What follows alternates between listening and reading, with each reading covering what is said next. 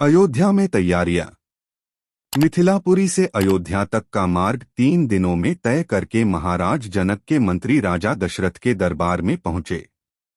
रत्नष्टित सिंहासन पर विराजमान महाराज दशरथ का सादर अभिवादन करने के पश्चात मिथिला के मंत्री ने कहा, हे राजन, मिथिला नरेश ने आपका कुशल समाचार पूछा है और महर्षि विश्वामित्र की आज्ञा से उन्होंने आपके पास यह संदेश भेजा है कि समस्त संसार को ज्ञात है कि मिथिला के राजा जनक की पुत्री सीता अत्यंत रूपवती, लावण्यमयी एवं समस्त सद्गुणों से संपन्न है।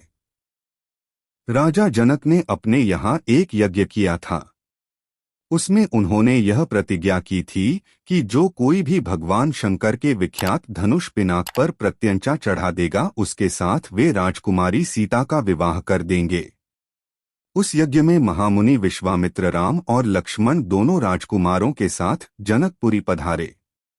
राम ने धनुष पर प्रत्यंचा ही नहीं चढ़ा दी बल्कि उस धनुष के 2 टुकड़े भी कर दिए। इस प्रकार उन्होंने अपने अद्वितीय पराक्रम से सीता को प्राप्त कर लिया है।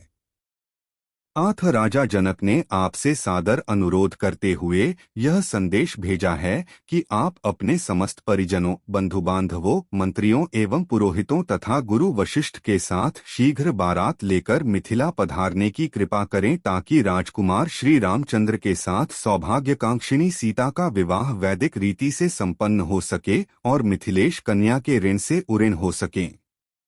इस शुभ संदेश को सुनकर महाराज दशरथ अत्यंत प्रसन्न हुए। राम लक्ष्मण की कुशलता एवं अद्भुत पराक्रम का समाचार सुनकर उनका हृदय विभोर हो गया।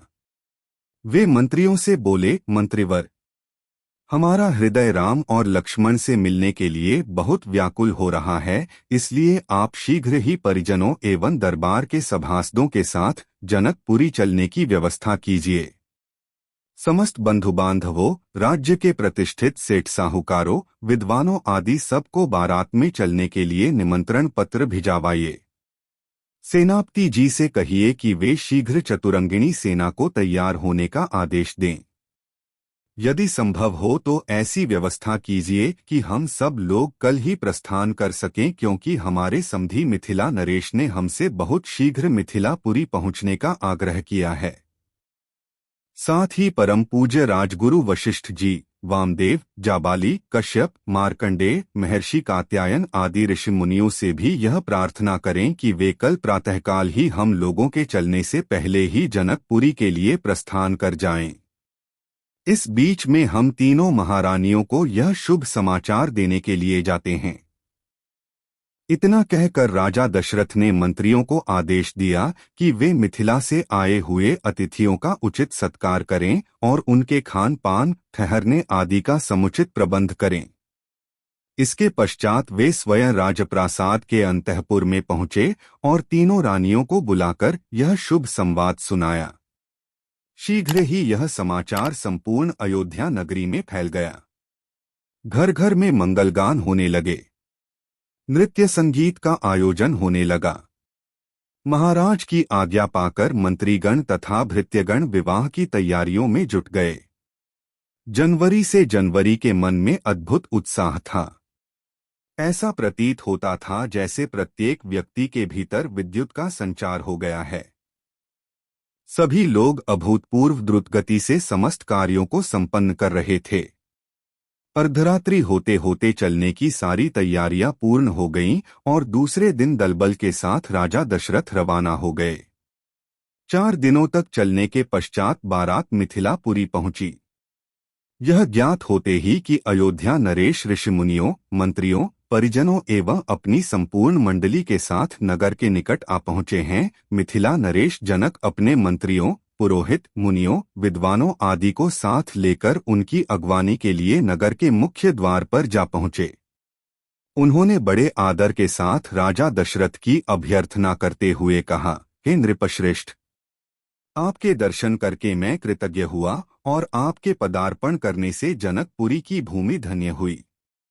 आपने सीता को अपनी कुलवधू के रूप में स्वीकार करके मेरे वंश को सम्मानित किया है। यह मेरा अहोभाग्य है कि आज मिथिलापुरी में महर्षि वशिष्ठ, वामदेव, मार्कंडेय एवं कात्यायन जैसे परम तपस्वी महात्माओं के चरण पड़े हैं। मैं नहीं समझ पा रहा हूँ कि इस असाधारण सम्मान को पाकर किस प्रकार अपने भाग्य की सराहना करूँ। इस प्रकार समस्त आगत महानुभावों का सत्कार करके महाराज दशरथ को उनके साथ आए हुए ऋषिमुनियों, बंधुबांधवों, मंत्रियों एवं सैनिकों को जनवासे में ठहराने की उचित व्यवस्था की। जनवासे में राजा दशरथ बहुत देर तक मुनि विश्वामित्र और अपने दोनों पुत्रों के साथ बैठे हुए उनके कृत्यों और पराक्रम का विवरण सुनते रहे। इस विवरण को सुनकर कभी वे आनंद से रोमांचित हो जाते, कभी आश्चर्य से दांतों तले उंगली दबाने लगते और कभी प्रशंसा से अपने राजकुमारों की पीठ थपथपाने लगते। बातचीत करने के पश्चात भोजनादि से निवृत्त होकर वे विश्राम करने चले गए।